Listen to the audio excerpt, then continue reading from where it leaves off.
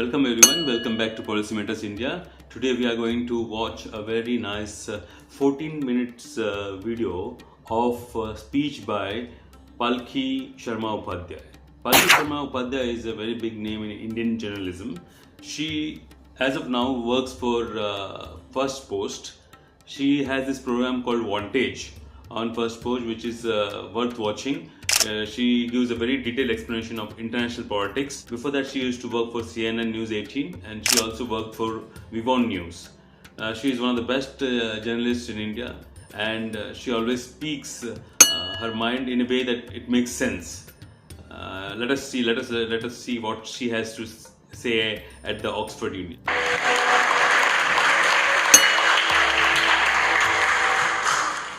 Thank you, Mr. President. Namaskar and good evening to all of you. We're debating India's path tonight, and I could wrap my argument in one sentence borrowed from the White House. Go to New Delhi and see it for yourself. But I've been given more time than that, so I will tell you what I see. Earlier this week, I was on my way to the Delhi airport. There was a lot of traffic. At one point, the car stopped. On the roadside, I saw two vendors.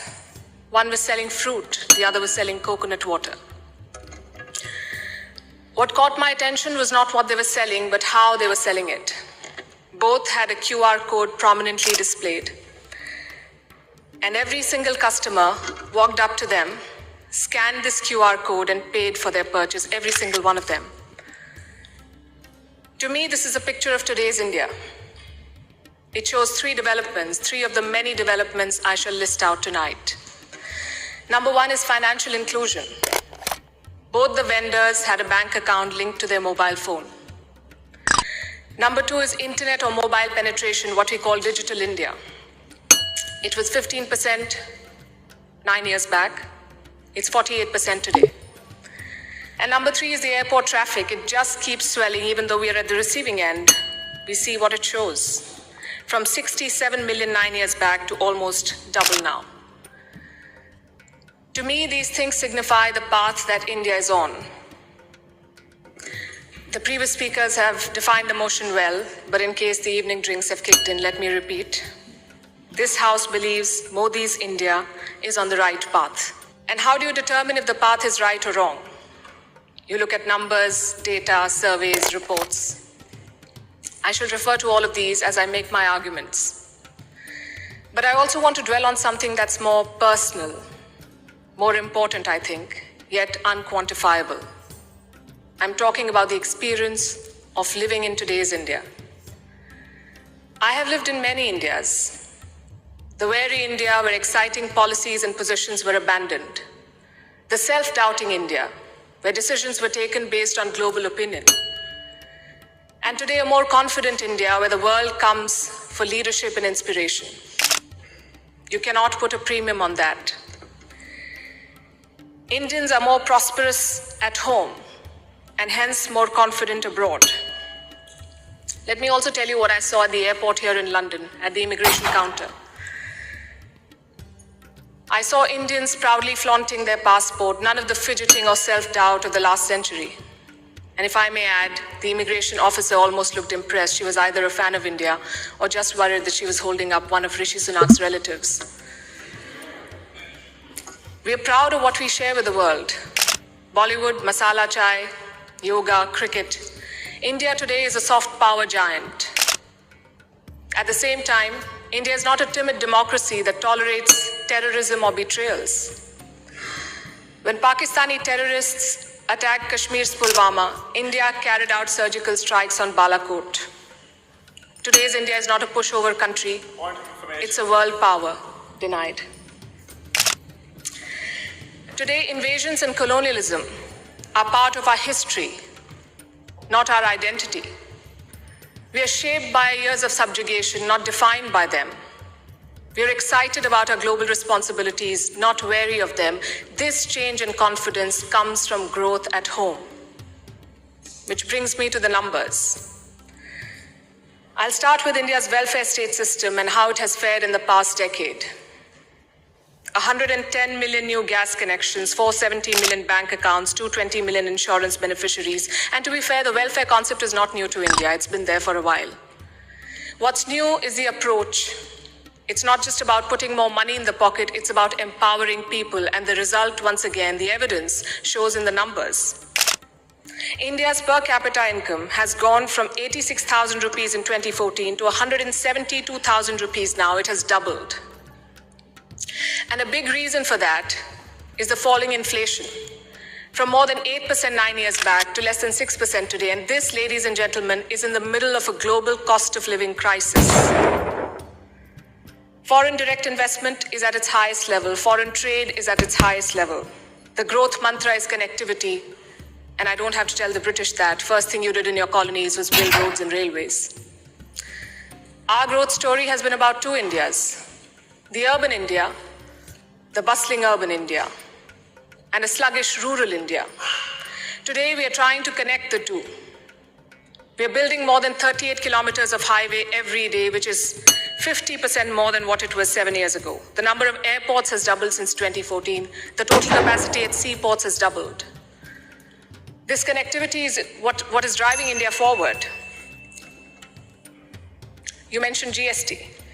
Our constitution calls India a union of all states, which is a great tribute to our diversity. But it also meant 28 different state economies, different taxes, different trade practices. This government tried to unify it to create a single Indian market. It took time, but the result is this today. Tax collection is at its highest ever. The number of taxpayers has doubled since 2017. I have a lot of data I could go on, but you get the drift. So now I'm going to talk about India's global position. Because your path is also about your role in the world. Are you a troublemaker or a consensus builder? I think there is no doubt as to where India stands. India is a member of the Quad and the SCO. India is invited to the G7, but is also a member of the BRICS. India rubs shoulders with the West, but also leads the global South. Which other country can claim to juggle these roles? And how does India do it? Because we are not trying to play an outsized role in the world, we are trying to play the right role. In the Russia-Ukraine war, India has not taken sides. And I know it confuses a lot of people here, but back home the thinking is very clear. It is not in our national interest to pick sides and make things worse. India has excellent relations with Russia and the West, and we want to preserve that. It's like when your two good friends fight. Do you pick sides and make things worse? Or do you try to talk sense to them and bridge the divide? I know what a good friend would do. I see what India is doing. India has always been, or always tried, to be a part of the solution, not the problem. Look at our neighborhood policy. When Sri Lanka was sinking, India provided assistance worth $4 billion, no strings attached, no grudges held, for Colombo's proximity with China. A lot of people say that India is losing control of South Asia. I say South Asia was never India's to control. New Delhi is building relations based on mutual respect and equality, and the results show beyond government interactions. Countries like Nepal and Bhutan are using India's online payment systems. Students from the neighborhood come to India for training, grants, and scholarships. This government has aced what we call Buddhist diplomacy. It is leveraging India's position as a cradle of Buddhism. All these initiatives have made India popular. The world stands with us against Chinese expansionism. The global South looks up to us for leadership. The global North looks up to us for partnership.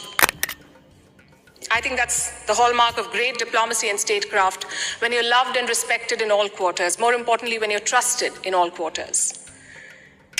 India repaid that trust during the COVID-19 pandemic. When the world forgot about morals and globalization, India sent 24 crore vaccines to 100 countries.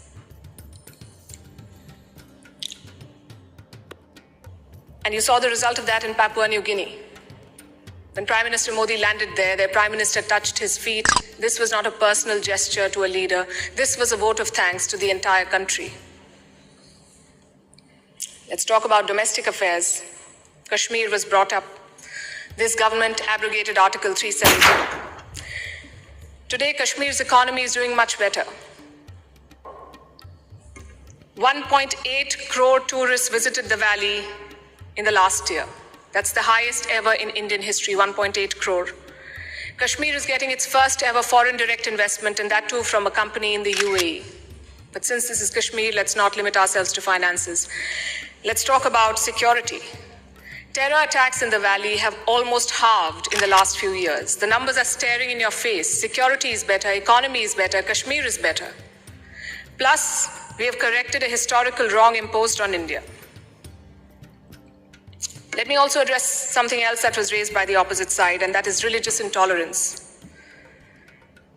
It's easy to quote anecdotal evidence and paint an entire country as intolerant.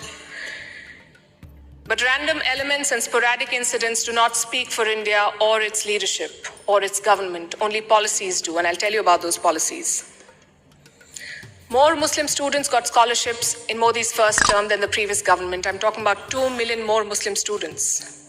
If the idea was to marginalize them, why give them more scholarships? Look at the government's Hajj policy.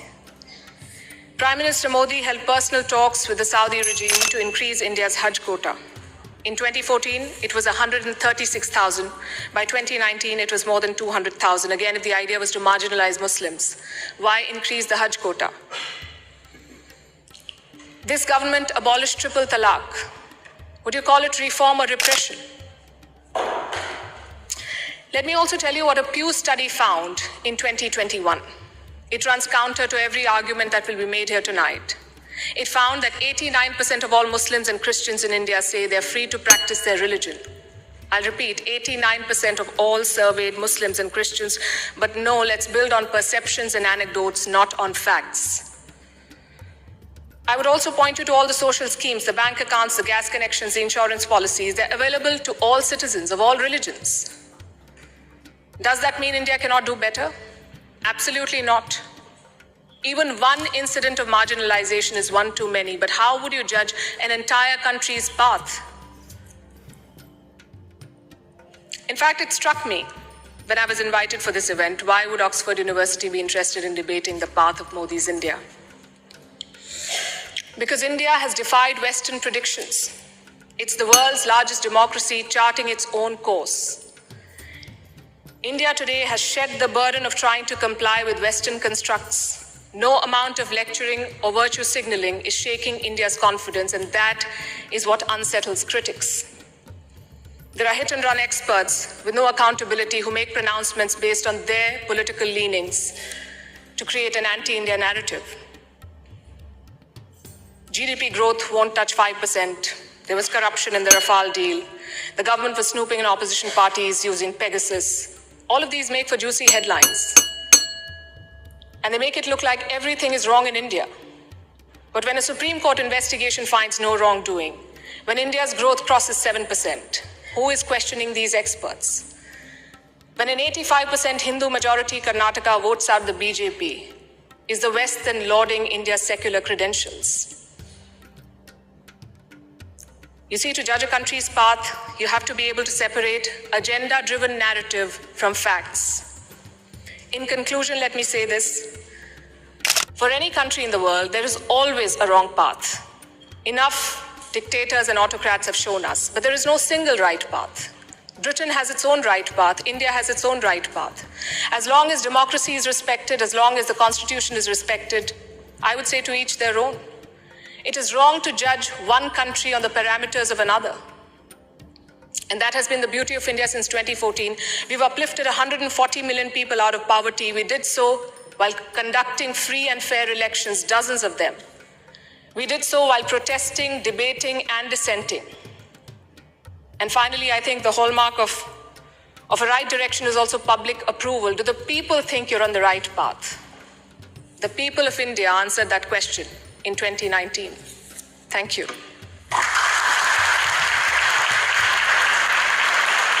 So we just saw this beautiful speech by Palki Sharma Upadhyay. The way she has put all the points in a very flowing structure is a very good answer to those people who have doubts, and they will always have doubts on the Indian story. India as a nation is growing, and it's growing on its own smooth pace, and that pace is not being digested by many. We feel very proud as an Indian when we see these people being answered. If you want to see one more of this type of speech, not exactly this type of speech, like this one, this is the speech which she delivered. There is one more speech like this one. But if you want to watch this speech, you have to also watch this speech. I hope you like this video. Talk to you again. See you again. Bye bye and take care.